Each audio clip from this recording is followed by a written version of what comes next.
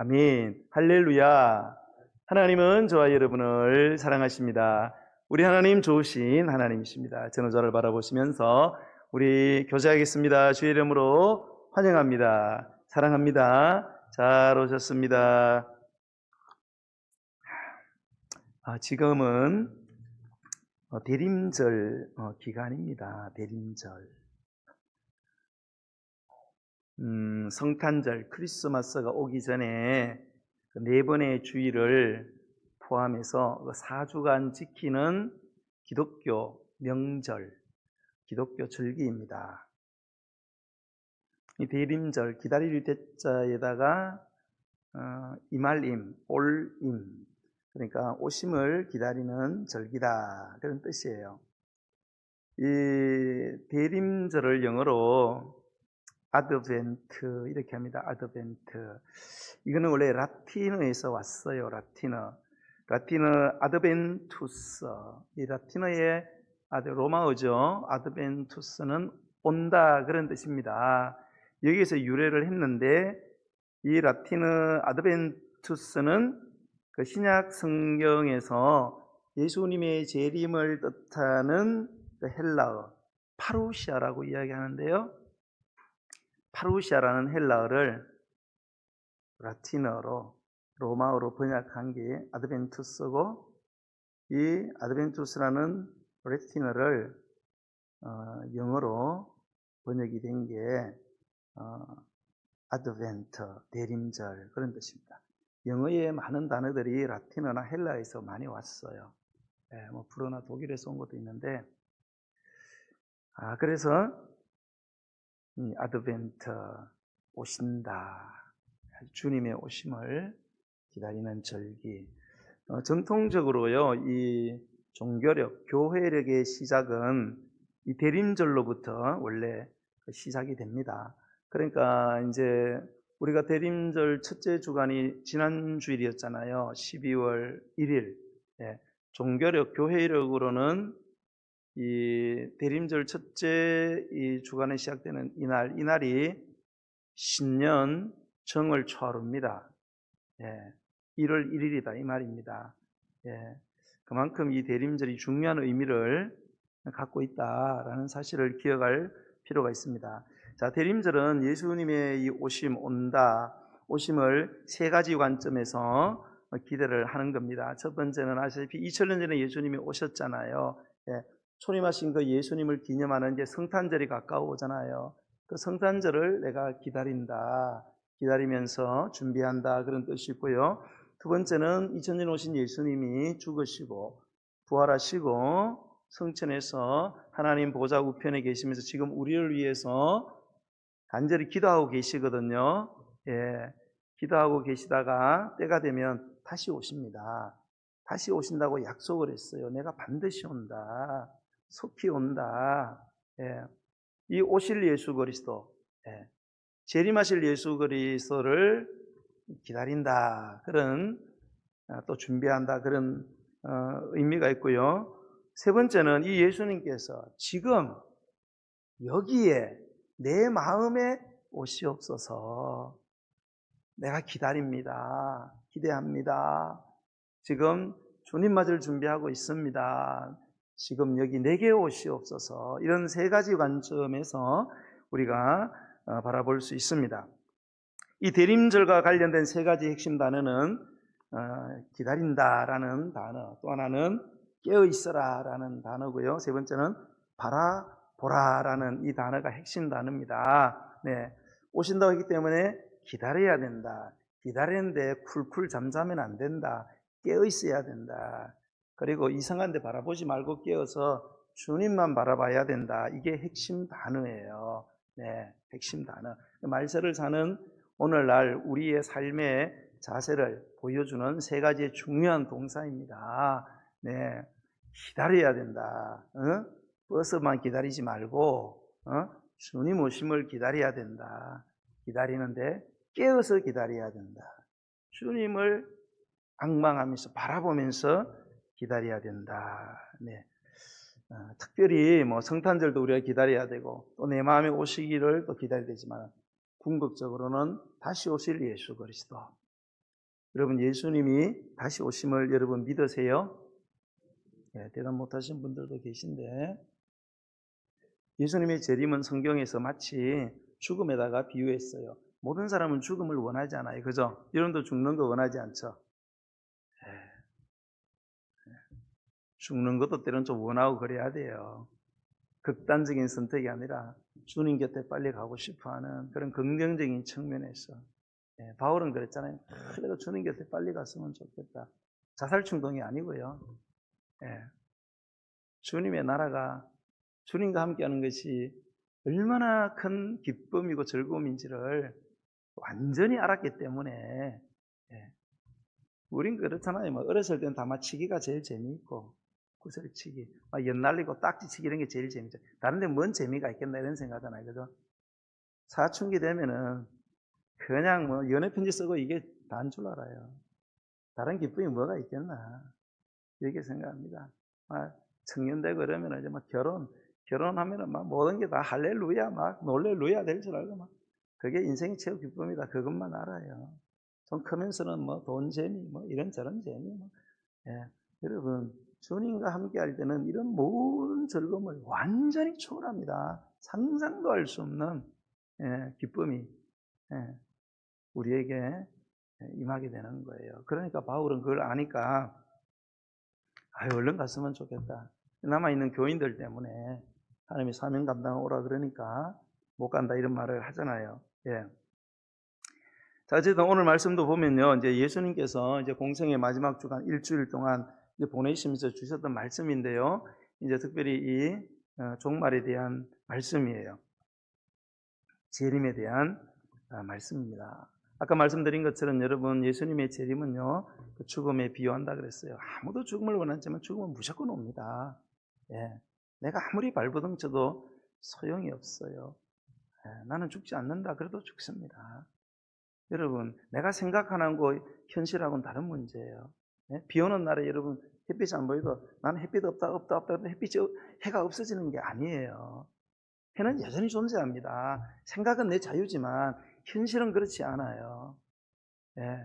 죽음이 안 왔으면 좋겠다 생각할 수 있죠. 노력할 수 있죠. 그건 내 입장이고 죽음은 찾아옵니다. 재림도 마찬가지예요. 여러분 있겠나? 황당무계한 소설 아닐까? 여러분 생각은 하실 수 있습니다. 괜찮습니다. 그러나 여러분의 생각하고 전혀 상관없이 재림은 죽음처럼 도래한다. 이 사실을 아시고 여러분들이 살아가셔야 합니다. 자, 오늘 이 종말 재림에 대한 경고 권면의 말씀인데요. 그때가 언제와 같으냐? 노아 홍수의 때와 같을 거다. 그래서 노아 홍수 때처럼 그렇게 지금의 삶을 살아가는 사람들의 그 모습, 또 도둑의 이 비유를 통해서 주님의 다시 오심을 기다리며 종말의 때를 어떻게 살아야 되는가, 이 이야기를 구체적으로 기록을 해주고 있습니다. 여러분에게 다시 한번 질문 드리고 싶어요. 여러분 주님의 다시 오심을 믿으세요? 예수님의 다시 오심. 그러면 예수님의 다시 오심을 간절히 기다리고 간절히 여러분 기대하고 계세요? 예수님 오시기 때문에 나는 정말로 예수님 오시기를 간절히 예수님 오시란다. 예수님 늦게 오시라고 막 예수님 늦게 오시라 이런 분들도 있어요. 어떤 분은 오지 말라고 하는 분도 있어요. 세상 재밌기 좋은데 왜 이렇게 빨리 오냐고. 여러분이 정말로 예수님의 재림을 믿으시고 그 재림의 기쁨 때문에 기대와 여러분 기다림이 있다면 예수님이 다시 오실 때 정말로 기쁨으로 맞이하기 위한 그래서 깨어 여러분이 지금 준비하고 계시냐 이 말씀을 제가 여러분이 드리고 싶어요. 예수님 오실 때에 정말로 내가 예수님을 기쁨으로 맞아야 되잖아요. 그런 삶을 살아가고 있냐 이거예요. 예수님 오셨는데 우리 청년들이 막 클럽에서 몸을 흔들고 있어요. 그때 오시면 어떻게 되겠어요? 어떤 사람은 막 사기치고 있고 어떤 사람은 막 모텔에 가서 나쁜 짓 하고 있는데 예수님 임하시면은 막 뻘거벗을 때 경찰만 덮쳐도 막 유선하면 얼굴 들고 못 다니는데 여러분. 그럴 때 예수님 오시면 어떻게 하랍니까 여러분? 여러분 예수님이 2000년 전에 이 땅에 오실 때도요 전혀 예상하지 않았을 때에 오셨다. 이걸 알아야 돼요, 여러분. 그래서 성경을 보면 극소수의 사람만이 예수님의 오심을 알았어요. 그래서 극소수의 사람만 기다리고 깨어서 준비했습니다. 그 사람들은 주님을 직접 보았고요, 만졌고요, 끌어안았고 예수님으로 인한 기쁨, 감격, 놀라운 영광을 경험을 했어요. 자, 그런데 당시에 보면 문제는요, 예수님의 오심을 믿고 알고 기다린 사람들에게만 온 게 아니고요, 전혀 모르고 믿지 않고 기다리지 않은 사람에게도 똑같이 찾아오셨다는 사실을 아셔야 돼요. 여러분, 해가 떠오르면은 나 해 싫어 그렇다고 해가 안 비치는 게 아니에요. 막 지렁이가 밖에 나와갖고 막 나 해 싫어 이런다고 여러분 해가 안 뜨는 거 아닙니다. 쪼이는 순간 바로 지렁이는 햇빛 받으면 바로 죽어버리는 겁니다. 자기는 원치 않지요. 여러분, 다행히 초림 때는요, 우리 예수님이 우리 인간을 구원하기 위해서 오셨어요. 그래서 뭐 클럽에서 만나든지 모텔에서 만나든지 사기치면서 만나든지 하더라도 구원하러 오셨기 때문에 그래도 좀 나았어요. 주님이 좀 봐줄 수도 있고, 그래서 내가 왔다. 다음에는 예배당에서 만나자. 네가 선을 행하고 주관의 영혼에서 일한 그 장소에 만나자 이렇게 할 수 있어요. 그런데 여러분 다시 오실 때는 문제가 달라요.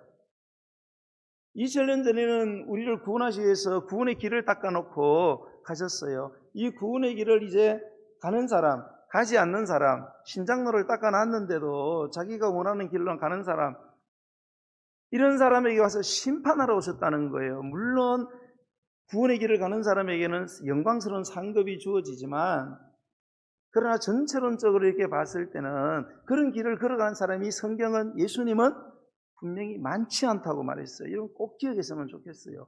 많지 않다. 예수님이 직접 말씀하세요. 수가 생각보다 많지 않다는 거예요.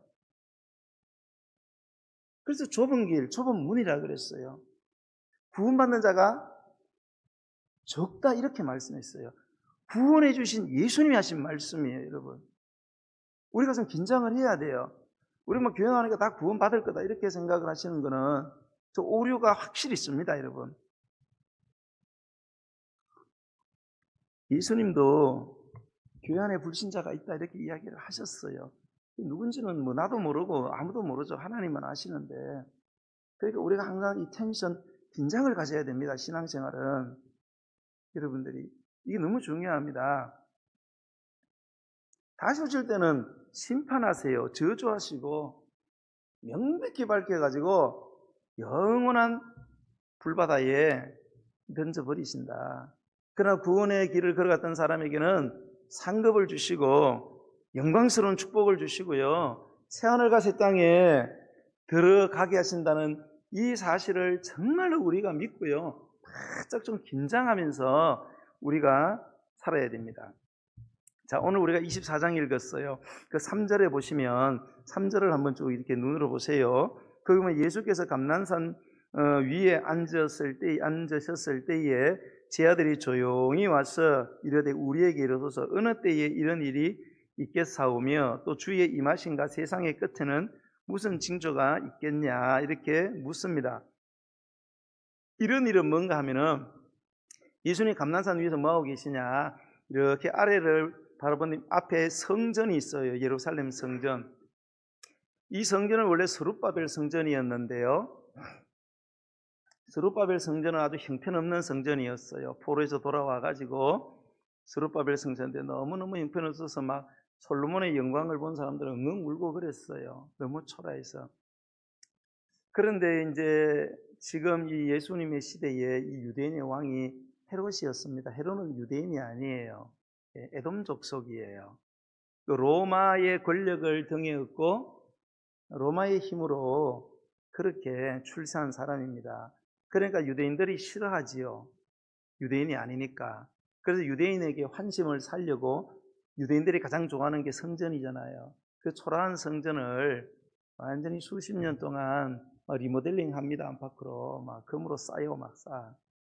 너무너무 화려하고 웅장하게 그렇게 리모델링하고 정축하고 막 사람들이 보면 막 와, 막 너무너무 막 지붕을 전부로 금으로 도배를 해가지고요, 금칠해가지고요, 막 태양이 비치면요, 막 그 눈부신 광경이 이루 말할 수가 없었습니다. 그러면 사람들이 막 전부 와. 근데 예수님이 이렇게 감난사를 보시고 얘들아 멋있나? 아, 예수님 얼마나 멋있어요. 예수님 박수 좀 치라고 막 그러니까 아니야 얘들아. 저 성전 완전히 박살난다. 저 성전 영원할 것 같지? 저거 박살나고 돌 위에 돌 하나도 남지 않도록 완전히 파괴가 될 거다. 쟤들 깜짝 놀라는 어떻게 하나님의 성경이 눈부신 성경이 그럴 수 있냐? 영원한 줄 알았는데 예수님 어느 때에 그런 일이 일어납니까? 그리고 성전이 망하면 세상이 망하는 걸로 생각했나 봐요. 그래서 또 뭡니까? 주의 임하신가 세상 끝에는 뭔 징조가 있느냐? 이렇게 물을 때 예수님께서 비유들을 들어서 답변을 하신 거예요.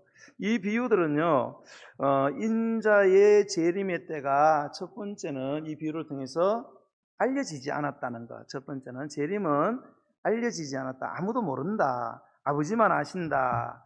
두 번째 포인트는 이게 가장 예상하지 못했을 때에 이 재림이 온다라는 점을 강조를 했어요. 가장 이 땅에 70억의 인구가 있잖아요.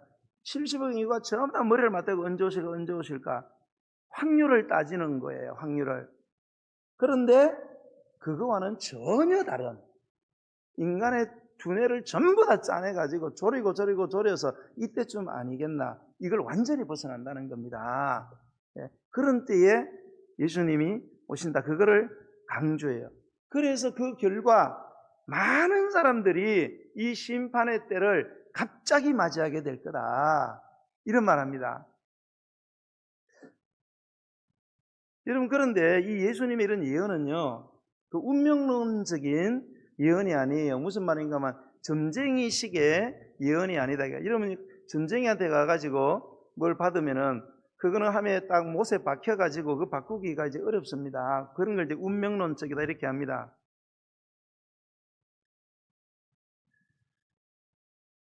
요즘 나라가 좀 시끄럽잖아요. 윤 대통령이 3년 전인가 무속인이 예언한 게 있어요. 신문에 나왔더라고. 윤석열 대통령을 이제 아니라고 이야기하고 생일만 가르쳐주고 이렇게 했는데 막 하더니 거의 대통령인 걸 알아냈어요. 그리고 이 사람 24년 10월 달 안에 끌어내려야 된다. 그렇지 않으면 나라가 큰 혼란에 빠진다. 그리고 이 사람이 10월 달 안에 안 끌어내려면 계엄령을 선포할 거다. 이렇게 예언을 했어요. 그걸 보면 거의 그대로 됐잖아요. 이런 걸 이제 운명론적인 예언이라고 이야기합니다. 여러분, 성경에 나오는 예언은 운명론적이 아니에요. 전혀 다릅니다. 오해하시면 안 돼요. 자, 예수님이 오실 때에 이렇게 아무도 모르고 우리의 예상을 완전히 초월하기 때문에 대부분의 사람들이 이 심판을 갑자기 맞이할 거다. 그러면 하나님은 대부분의 사람들을 다 죽이겠다는 거냐? 하나님은 무자비한 분 아니냐? 이런 식으로 운명론적으로 하시면 안 됩니다. 하나님은 전지전능한 능력으로 예정을 하시지만 놀랍게도 우리 인간에 주신 이 자유의지 있잖아요. 자유의지에 따라서 당신의 계획하신 것을 바꾸십니다. 바꾸기도 하셔요. 당신이 거짓말쟁이가 되는 거죠. 그럼에도 불구하고 우리의 반응을 보십니다. 그만큼 우리를 존중하세요. 예수님께서 왜 대부분의 사람들이 이 심판을 맞이하게 될 거다라고 이야기한 이유가 뭐예요? 역으로 생각을 해야 돼요. 너무나 많은 사람들이 예수님의 이 재림에 대해서 놓치는 부분이 많아서 심판을 안 받았으면 좋겠다 이 말입니다. 심판을 안 받았으면 좋겠다는 것 때문에 이렇게 말씀을 하신 거예요. 수많은 사람들이 심판에 노출이 될 거다. 안 그랬으면 좋겠다. 그래서 우리가 잘 깨어서 준비하면은 우리가 이 예고된 이 심판에서 제외가 될 수 있다. 예. 우리 기독교 예정론은 그런 거예요. 예. 뭐 이상하게 해석하는 분들이 교회 안에 많아가지고. 예. 자, 여러분, 36절로 44절을 한번 읽겠습니다. 36절로 44절 시작. 아무도 모르나니 하늘의 천사들도 아들도 모르고 오직 아버지만 아시느니라. 노아의 때와 같이 인자의 맘도 그러하리라. 홍수전에 노아가 방주에 들어가던 날까지 사람들이 먹고 마시고 장가들고 시집가고 있으면서 홍수가 나서 그들을 다 멸하기까지 깨닫지 못하였으니 인자의 임함도 이와 같으라. 거기까지 일단 읽어봅시다. 여러분, 자, 확실한 거 하나요. 때는 몰라요. 그 날도 모르고 그 시간도 몰라요. 그러나 징조는 있어요. 예수님 말씀하신 확실한 징조, 노아의 홍수 때와 거의 같을 거다. 꼭 기억하세요. 노아의 홍수 때와 거의 흡사할 거다. 그러면서 하시는 말씀이 노아의 홍수 때 어떻게 했느냐. 예수님이 이렇게 말했어요. 노아가 방주에 들어간 날까지, 즉 홍수의 멸망이 미려 닥치는 그 날까지 사람들이 먹고 마시고 장가들고 시집가고 있었다. 그래서 그 멸하는 것을 깨닫지를 못해서 방주에 못 들어가 죽었다. 자, 그러면 여기서 포인트가, 그러면 우리는 이제 예수님 오시는 때가 이제 이 말세에 살기 때문에 먹고 마시고 장가들고 시집 끊으면 가지 말라는 거냐, 금식하고 금수하고 독신으로 살아라는 거냐, 그런 황당무계한 이야기가 아닙니다. 먹고 마시는 게 뭔 죄가 있어요? 예수님 당신도 먹고 마셨으면서. 예, 시집가 장가하고, 물론 예수님은 장가는 안 가셨죠. 장가갈 겨를이 없었어요. 일찍 좀 하늘 날아가시느라고. 다른 종교 지도를 보세요. 70, 80 살고 이렇게, 예, 왕궁에서 나고 귀족으로 나고 이래가지고. 예수님은 하도 가난하게 나고 뭐 장가를 가서 올 여자도 없을 것 같아요. 완전 가난뱅이였어. 그런 거 하지 말라는 뜻이 아니에요. 그걸 어떻게 알 수 있느냐? 그 다음에 보면은 그때 두 사람이 밭에 있어서 한 사람은 데려가고 한 사람은 버려둠을 당할 거다. 두 여자가 맷돌질하고 한 사람은 데려가고 한 사람은, 자, 두 남자가 밭을 갈고 있어요. 열심히 일하는 모습이 먹고 마시고 장가고 시집 가는 겁니다. 그걸 이야기하는 거예요. 두 여자가 맷돌을 갈아요. 열심히 일하고 있어요. 이런 거 열심히 일하는 것 자체가 문제가 아니라는 거예요. 그러면 뭐가 문제냐?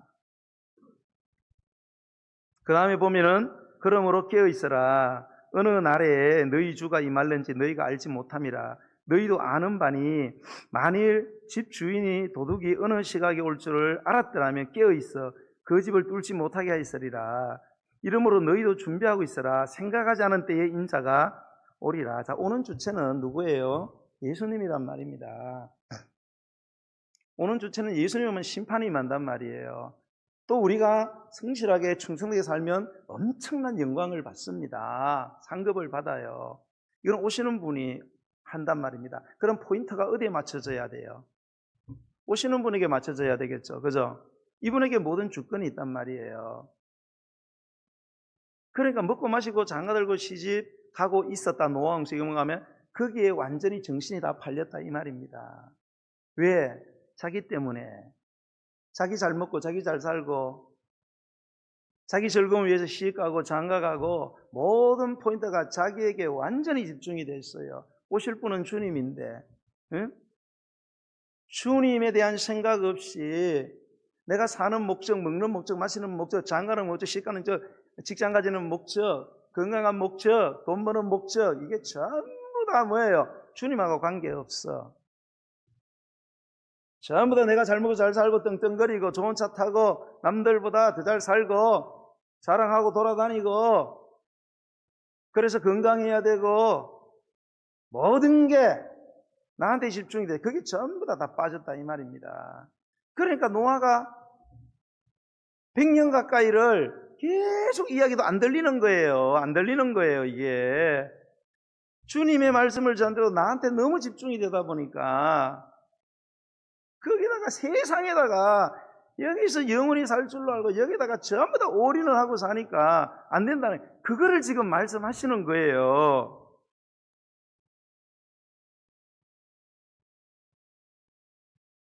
여러분, 그래서 우리가 마지막에 이제 그 다음에 이어지는 비유를 보세요. 그 비유를 보면 우리가 깨어 준비하는 모습이 어떠한 모습이어야 되는지를 명백하게 가르쳐 줍니다. 그래서 가르쳐 주면서 너희들이 이 말씀을 듣고 잘 깨닫고 너희들이 이 땅에서 행할 때에 어떻게 행해야 되는지 분명히 알고 행하라는 거예요. 나중에 핑계 댈 생각하지 말아라 이 말입니다. 자, 우리 45절로 51절 말씀을 한번 그 비유를 한번 읽어보겠어요. 시작. 충성되고 지혜 있는 종이 되어 주인에게 그 집 사람들을 맡아 때를 따라 양식을 나눠줄 자가 누구냐? 주인이 올 때에 그 종이 이렇게 하는 것을 보면 그 종이 복이 있으리로다. 내가 진실로 너희에게 이르노니 주인이 그의 모든 소유를 그에게 맡기리라. 만일 그 악한 종이 마음에 생각하기를 주인이 드디어 오리라 하여 동료들을 때리며 술 친구들과 더불어 먹고 마시게 되면 생각하지 않는 날, 알지 못하는 시각에 그 종의 주인이 이르러 엄히 때리고 외식하는 자가 받는 벌에 처하리니 거기서 슬피 울며 이를 갈리라. 충성되고 지혜 있는 종으로 살아라. 이렇게 아주 단면적으로 이야기하고 있어요. 종의 모습으로 살아라. 이런 말입니다. 주인 되면 안 된다는 겁니다. 여러분, 저와 여러분의 삶의 주인은 우리가 아니에요, 여러분. 이거를 분명히 아셔야 됩니다. 우리의 삶의 주인은 따로 있습니다, 여러분.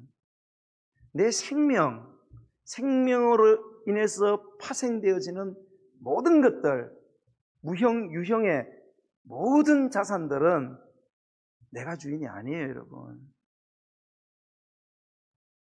우리는 맡아서 사용하는 종일 뿐이에요. 내 마음대로 하면 안 됩니다, 여러분. 절대로 내 마음대로 하면 안 돼요. 여러분은 여러분 자신이 여러분 뜻대로 돼야 안 돼요.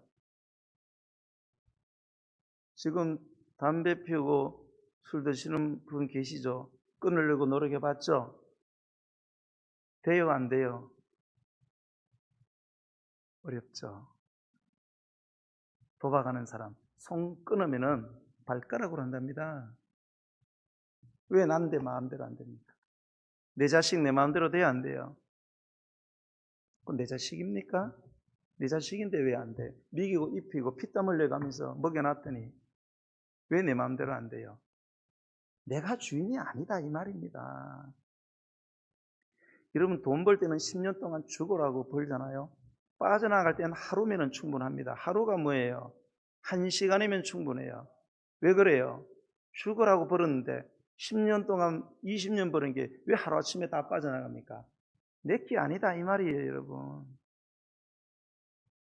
그런 삶을 살아야 된다 이 말이에요. 그렇게 종으로서 충성되고 지혜롭게 살아야 된다 이 말입니다.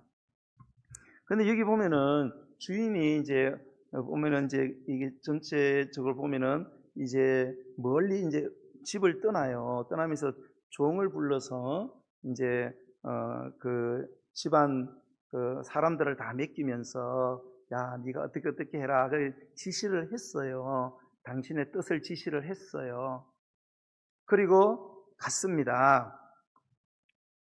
그리고 이제 내가 오기는 온다. 오는 날짜는 안 가르쳐주고.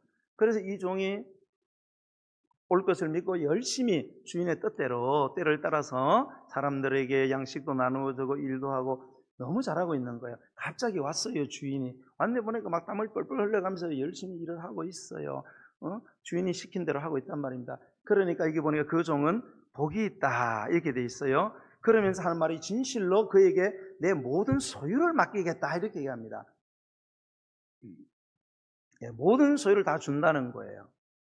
여러분, 종이 어떻게 하면 주인의 소유를 다 받을 수 있습니까? 방법은 한 가지지요. 양자가 되는 방법입니다. 엄청난 복이죠. 노예가 어떻게 여러분 자식이 될 수 있습니까? 그러나 고대에는 그런 법이 있었잖아요. 그죠? 예. 우리가 하나님의 양자 되었잖아요. 하나님의 양자. 예.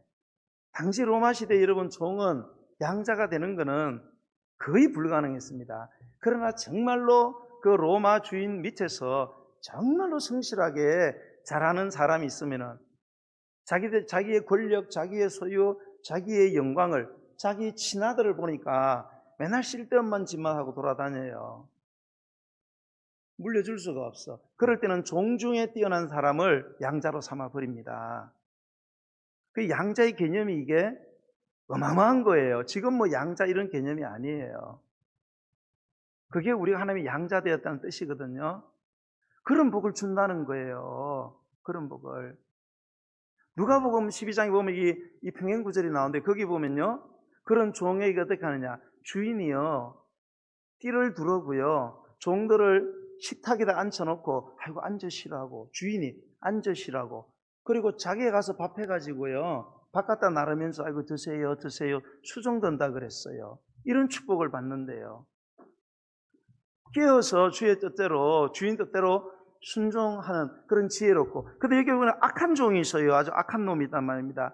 이 악한 종의 머릿속에는 뭐만 있느냐. 주인이 드디 오리라. 드디 온다는 게 뭐예요? 늦게 온다 그런 뜻이 아니에요. 안 온다 이 뜻입니다. 안 온다. 오겠나. 이 말 속에는 외국에 갔다가고만 좀 늦게 오는 거 보고 뭐예요? 아, 이거 죽었나 보다. 성경에 그런 이야기들이 쫙 깔려 있어요. 좀 늦으니까 드디어 오리라. 이 말은 죽었나 보다. 잘 죽었다. 오지 말아라. 막 그 나라도 계엄령 선포됐는데 계엄군에게 총 맞고 죽었겠지. 이렇게 생각하고 하는 짓이 뭐예요? 동료들 때리고 술 친구들과 더불어 먹고 마시 뭐예요? 지 멋대로 한다 이 말입니다. 뭐 이 종이 뭐 집안일 안 했겠어요? 집안일 하긴 하죠. 집안일 하면서 모든 것 지 멋대로 하는 거예요. 자기가 주인 돼서 그죠? 그 소유와 그 소유로 인해서 생기는 힘을 갖고 막 두들겨 패고 막 먹고 마시고 이렇게 지 마음대로 이런 자에게는 그 종의 주인이 이르러 반드시 온다는 거예요. 뭐 계엄군 총에 맞 죽을게 이건 자기 생각이고 죽고 안 죽고는 주인의 입장이지. 해가 있고 그는 우리하고 상관이 없어요. 주인이 왔을 때 엄히 때린다. 엄히 때린다 이 뭐예요? 그 좀 리얼하게만 삭 패 죽인다 이 말입니다. 삭 패 죽인다는 거예요. 그리고 외식하는 자가 받는 벌에 처해지게 될 것이다. 외식하는 자에게 처해지는 벌. 예수님이 그 벌을 뭐라고 말했어요? 화 있을진저 외식하는 자여. 화 있을진저라는 이 아주 리얼한 해석이 뭐냐? 천벌을 받을 자라 이런 뜻입니다. 천벌 받는다 이 말입니다. 이건 무시무시한 말씀이에요. 여러분 사랑이 많으신 예수님이 왜 이런 무시무시한 말씀을 하실까요? 이런 무시무시한 벌을 받지 않았으면 좋겠다. 근데 사람들이 그런 확률이 너무 높다는 거예요. 우리가 이런 심판받을 죄의 종자가 우리 안에 너무 뿌리 깊게 이게 남아있어서 이 정도로 말해야 우리가 정신을 차린다 이 말입니다. 안 그러면 정신을 못 차린다는 거예요. 그래서 너 천벌 받는다. 피 죽인다. 이렇게 말씀을 하시는 겁니다. 그래서 거기서 슬피 울며 이를 간다 이랬어요. 슬피 울며 이를 간대요.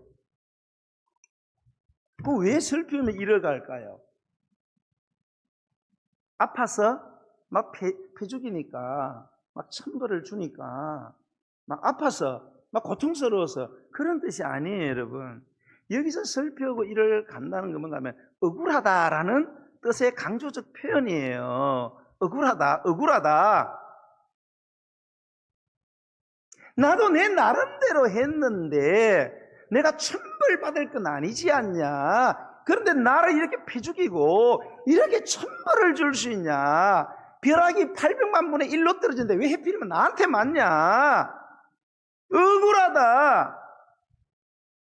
지금 그 이야기 하는 거예요. 얼마나 억울해. 이를 막 바닥 간다 이 말입니다.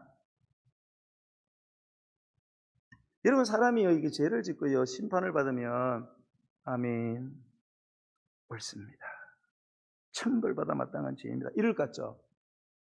우리 인간이 절대 그렇지 않아요. 막 사람 여러 명 죽이고도요 재판에서 사형 없는데 무기징역 이러면은 그 사람들 뭐예요? 아멘. 맞습니다. 이런 사람 봤어요? 항소합니다. 사형은 아니지 않느냐. 자기 한 짓을 생각해야 되는데 사람을 여러 명 근데 사형은 아니지 않느냐. 내가 조현병이 좀 있었다.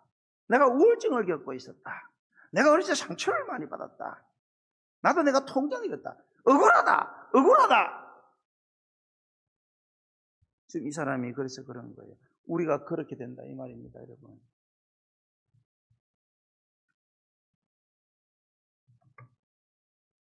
여러분 누가복음에 보면은 이 같은 내용의 말씀인데요.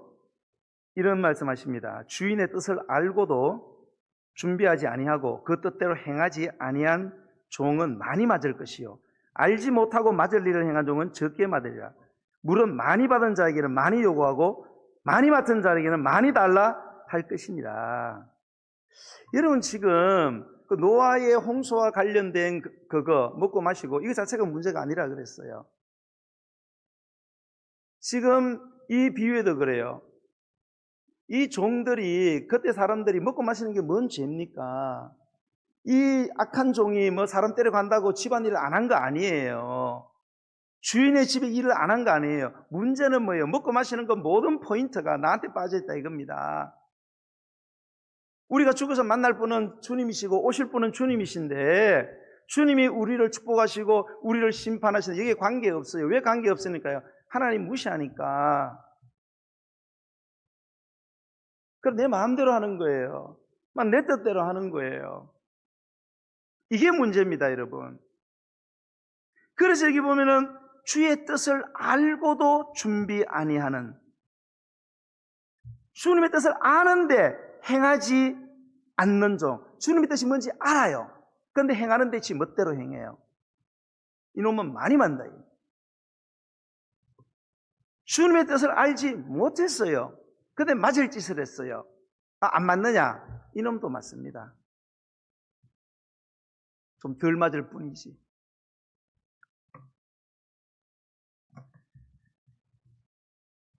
여러분, 이 신앙생활 있잖아요. 제가 늘 여러분에게 말씀을 드리는데요. 신앙생활은 내 나름대로, 내 경험대로, 내가 책을 읽은 대로, 내가 유튜브 본 대로, 누구한테 들은 대로 하시면 절대 안 됩니다, 여러분. 그런데 많은 사람들이 내 나름대로 했습니다.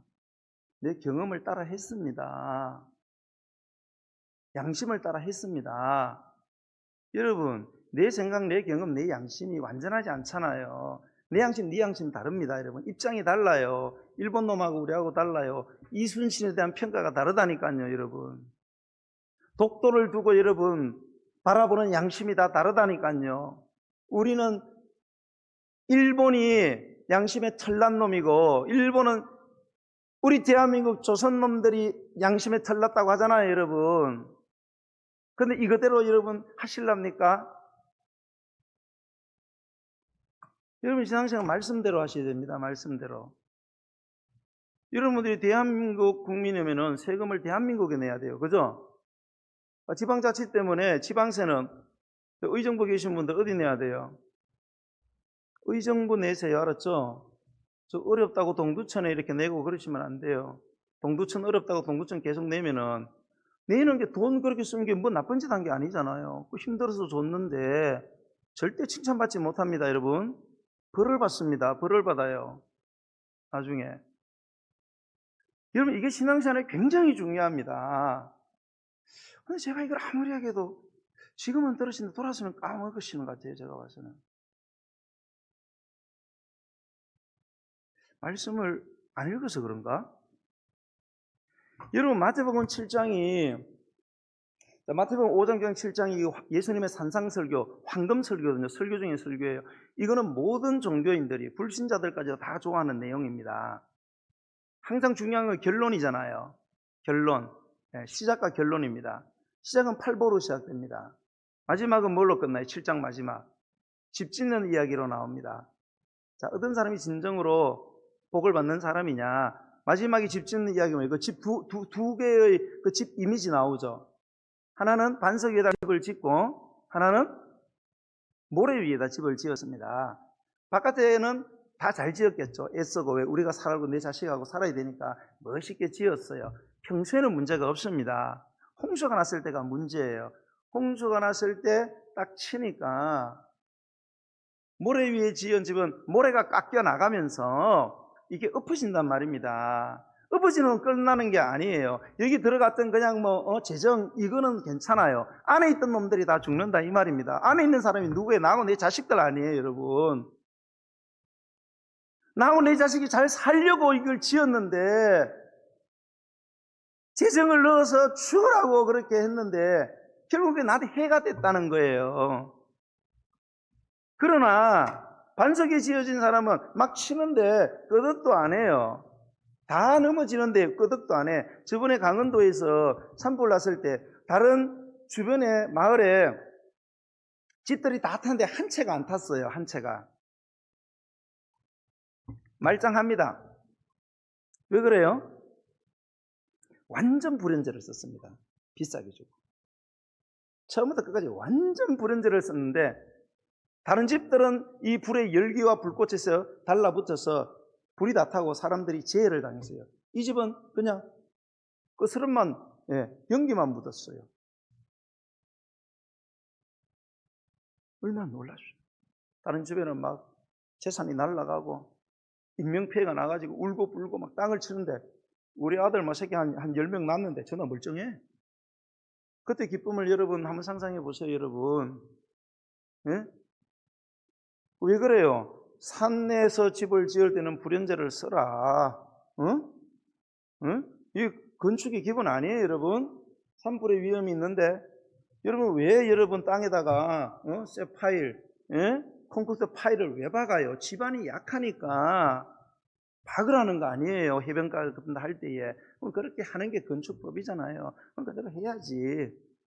아니, 난 괜찮아. 난 기도 많이 하니까 하나님 막 밑에 10m 쳐줄 거야. 내 살 때. 그래 생각하시면 안 된다 이 말입니다. 신앙생활이 그래서 그 예수님의 그 이 두 이미지의 집에 대해서 이야기하면서 바로 위에 설명을 합니다. 이게 뭔 뜻인지.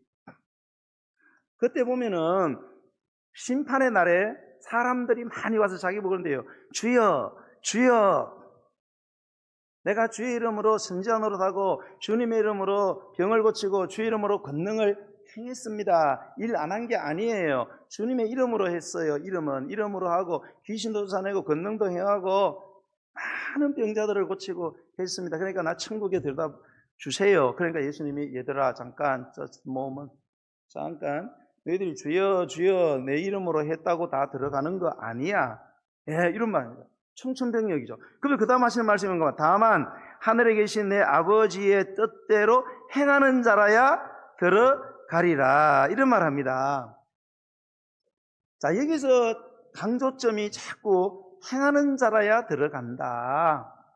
여기에 자꾸 강조점을 두고 많은 사람들이 그렇게 이걸 자꾸 해석을 해요. 심지어는 신학자도 그렇고 목사님들도 자꾸 행했냐 안 행했냐 이게 반석이냐 모래냐 자꾸 이렇게 해석을 합니다. 예수님은 전혀 그런 뜻으로 하신 말씀이 아닙니다.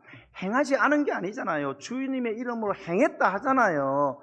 그런데 왜 행해야 복을 받느냐 그렇게 이야기합니까? 그 앞에 있는 말씀이 중요하죠.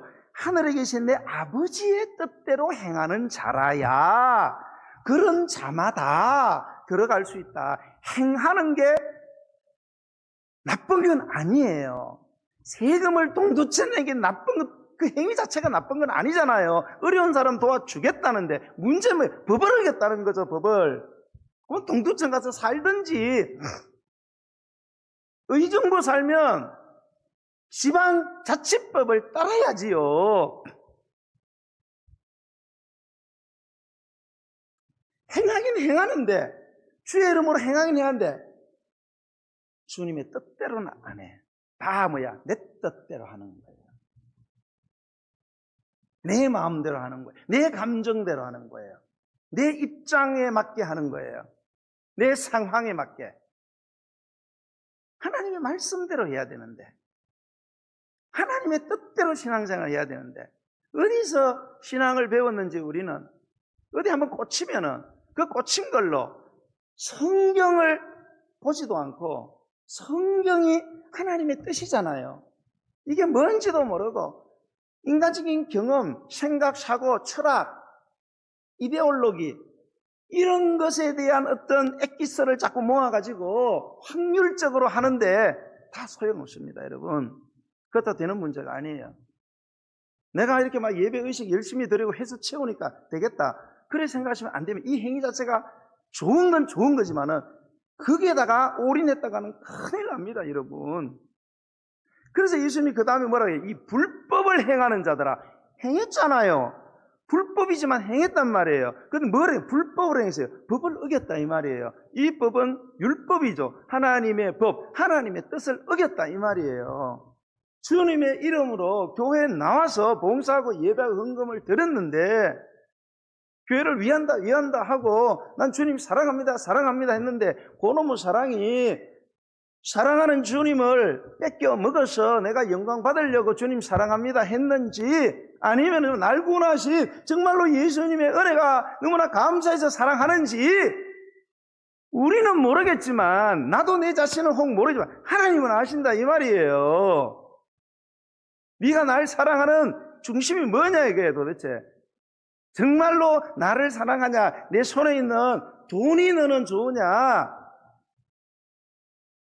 여러분 오늘 왜 예배하세요? 예배 안 하면은 또 월요일부터 무슨 또 계엄사태 터질까봐 여러분 예배하십니까? 시간도 있는데 예배 안 하고 막 누가 또 친구 부르는데 동영상 속초하고 이러면은 아이고 내일 차에 빵꾸 나가지고 또 넘어지지 않겠나? 우리 애들 사고 나지 않겠나? 그래서 여러분 예배하세요? 그러면 여러분 예배 자체가 완전 무효화됩니다, 여러분. 나쁜 것을 행하지는 않았지만 여러분에게 전혀 혜택이 적용이 일어나질 않아요. 반응이 안 일어납니다, 여러분.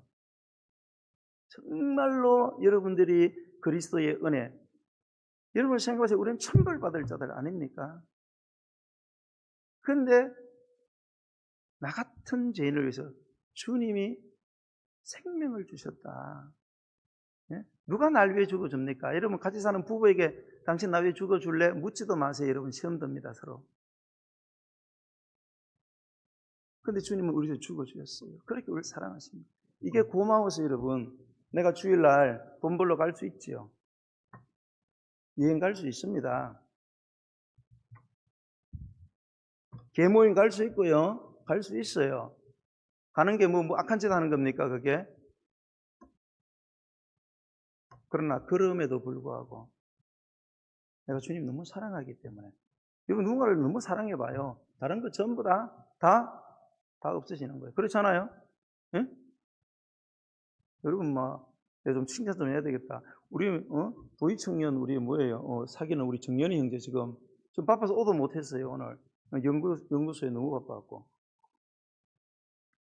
얼마 전에 연구한 거 1억에 팔렸답니다. 근데 받은 건 얼마 안 된대요. 조금밖에 안 돼갖고 우리 기도를 좀 해야 돼요. 배당금이 많이 돌아오더라. 너무 아까. 그 너무 많이 가져가 진짜 조금밖에 안 줘가지고. 매주 오잖아요. 지난주 특송했잖아요, 그죠? 특송 하나 원래 못 오는 날이에요. 우리 도희 자매 그랬대요. 우리 특송인데 갑자기 일이 이렇게 바빠서 못 오게 됐으니까 그러면 내 혼자 해야지. 그러니까 우리 정인 형제가 아이고 도희 니 혼자 할 수 있나? 내가 와서 찬양 가지고 그 찬양 부르고 예배 들고 바로 갔다는 거 아니에요? 놀렐루야. 여러분 우리가 사랑하면 모든 게 가능합니다.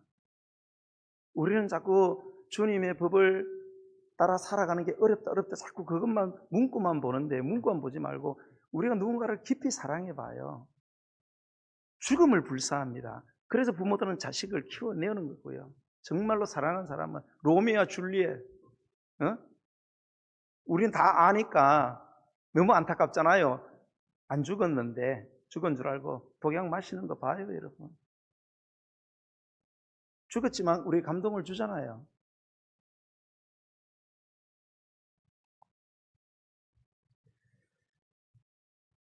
여러분 우리가 주님의 재림을 기다리면서 우리가 어떻게 살아야 되는가? 여러분에게 정말로 하나님의 존재는 여러분 어떤 의미입니까? 여러분에게. 예? 정말로 예수 그리스도는 여러분의 삶에 어떤 존재의 의미입니까? 여러분이 세상을 살아가는 더 높은 곳에 올라가는 사다리입니까? 여러분을 아름답게 하는 액세서리입니까?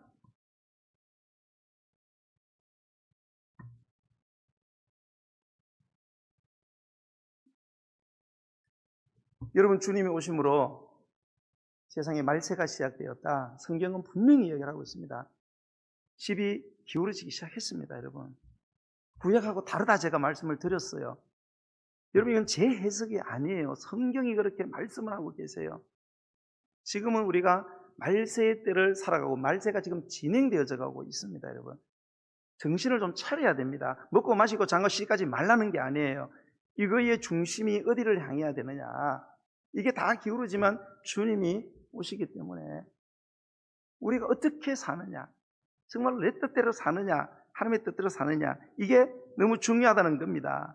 여러분, 재림을 믿으시잖아요. 그러면 깨어서 준비하셔야 됩니다. 그래서 로마서 13장 11절로 14절에 보면 또 너희가 이 시기를 알거니와 자다가 깰 때가 벌써 되었으니 이는 이제 우리의 구원이 처음 믿는 것보다 가까웠습니다. 밤이 깊고 낮이 가까웠으니 그러므로 우리가 어두움의 일을 벗고 빛의 갑옷을 입자. 낮에와 같이 단정히 행하고 방탕하거나 술 취하지 말며 음란하거나 호색하지 말며 다투거나 시기하지 말아라. 여러분, 다투거나 시기하지 마세요.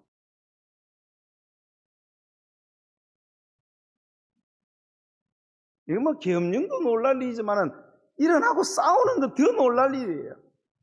왜 이렇게 싸우는지를 모르겠어요.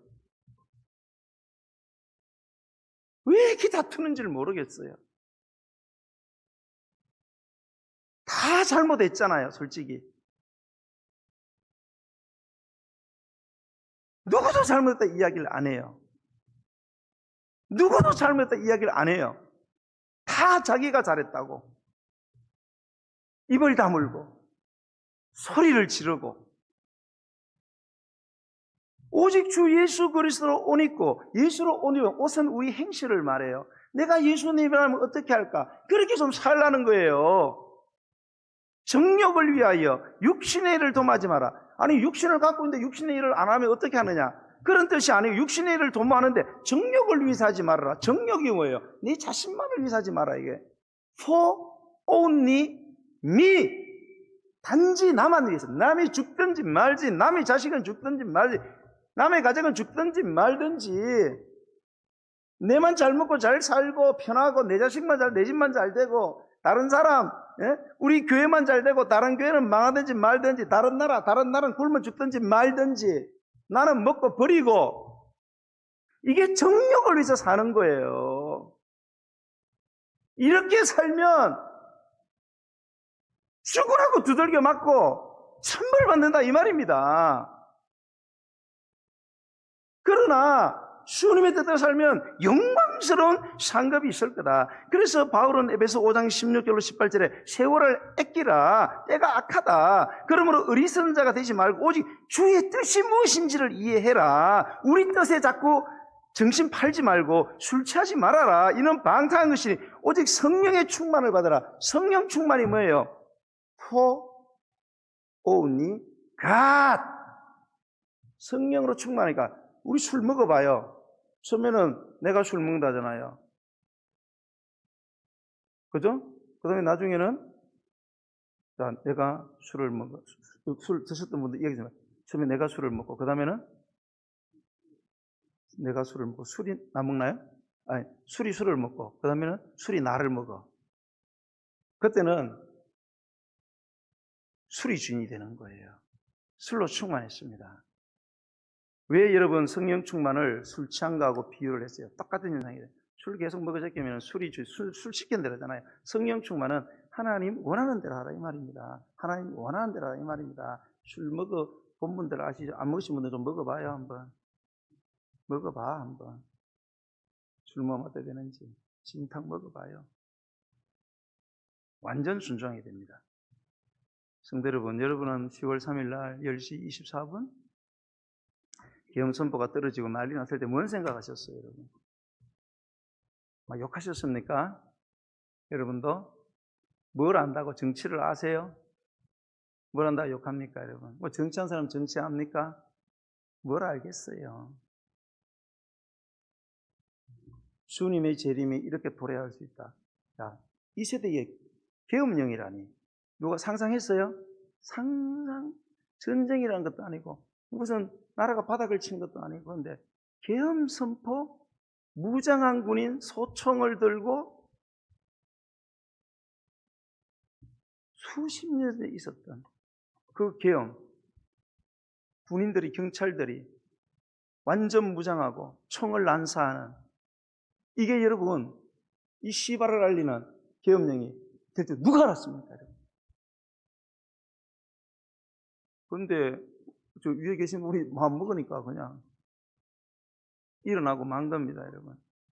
자기가 잘못했다 이런 걸 제가 따진 게 아니고, 여러분 우리는 마지막 때를 준비하며 살아가야 됩니다. 여러분 우리가 이 땅에 살아요. 여러분 이 땅에 우리가 영원히 살지 않습니다. 우리는 주민등록증이 2개 있다. 제가 늘 말해요. 하나는 여러분 대한민국 여러분 주민등록증, 하늘나라 주민등록증 2개 있어요. 여러분 우리 이중국적을 가졌어요. 하나는 폐기됩니다. 반드시. 언제? 죽음으로써 주민등록증이 폐기가 돼요. 하늘나라에 있는 주민등록증만 영원합니다. 우리는 반드시 본향으로 돌아가야 됩니다. 그러므로 우리는 주님의 오심을 기다려야 됩니다. 기다리는데 잠자고 있으면서 그런 기다리는 거예요. 깨어서 주님의 뜻대로 행하면서 기다려야 됩니다. 언젠가 주님이 이 땅에 오실 때, 아니 오시기 전에 우리가 많이 죽어서 개인적인 종말을 맞이해서 주님을 맞이하게 될 때 정말로 넌 착하고 충성된 종이다, 그렇게 칭찬받아야지. 악하고 게으른 종아, 그렇게 천벌받아야 되겠습니까? 우리 모든 성도들은 전부 다 착하고 충성된 종아, 일로 와라, 내가 밥 해줄게, 이런 대접받는 여러분 되시기를 주님 이름으로 간절히 축원드립니다. 우리 찬양 드리면서 준비하신 예물을 하나님께 드리겠습니다. 180장 찬송 드리겠습니다. 하나님의 나팔 소리.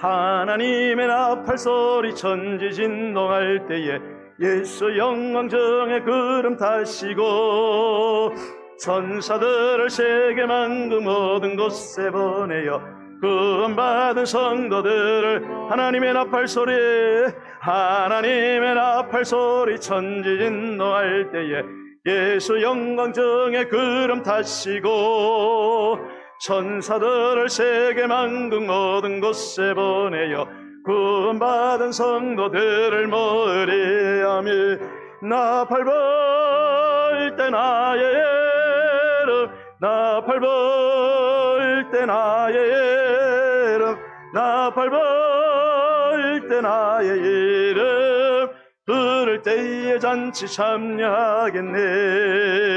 무덤 속에 잠자던 자 그때 다시 일어나 영화로운 부활 승리 얻으리하며 주가 택한 모든 성도 구름 타고 올라가 공중에서 주의 얼굴 나팔 불 때, 나팔 불 때 나의 이름, 나팔 불 때 나의 이름, 나팔 불 때 나의 이름, 부를 때에 주님 다시 오실 날을, 주님 다시 오실 날을 우리 알 수 없으니 항상 기도하고 깨어 있어서 기쁨으로 보좌 앞에 우리 나가서도록 그때까지 참고 나팔 불 때, 나팔 불 때 나의 이름, 나팔 불 때 나의 이름, 나팔 불 때 나의 이름, 부를 때에 주님 다시 오실 날을, 주님 다시 오실 날을 우리 알 수 없으니 항상 기도하고 깨어 있어서 기쁨으로 보좌 앞에 우리 나가서도록 그때까지 참고 기다리겠네. 나팔 불 대나의 예름 나팔벌 대나의 예름 나팔벌 대나의 예름 부를 때에 잔치 참여 나팔 불 때 나의 이름 불러주세요. 나팔 불 때 나의 이름 나팔 불 때 나의 이름 나팔 불